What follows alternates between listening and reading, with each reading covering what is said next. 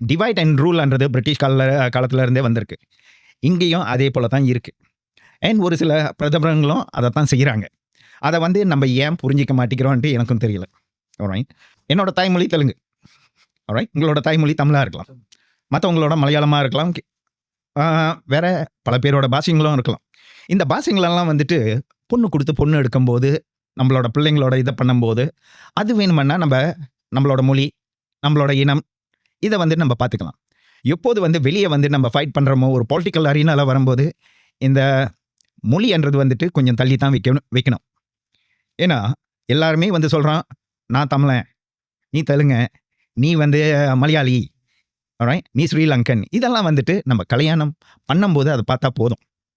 வெளியே வரும்போது ஒன்றே குரல் ஒன்றே மதம்ன்ற ஒரு பாணிக்குள்ளே தான் போகணும்.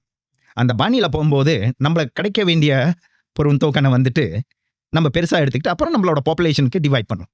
அங்கே வரும்போது மெயின் ஸ்ட்ரீம்லேயே பைப் லைன் வரும்போதே அங்கே பல பைப் விட்டு இது எனக்கு தான் வேணும், அது உனக்கு தான் வேணும்ன்ட்டு சொன்னோம்னா நம்ம இடையில வந்து பிரச்சனைகள் அதிகமாக வரும்.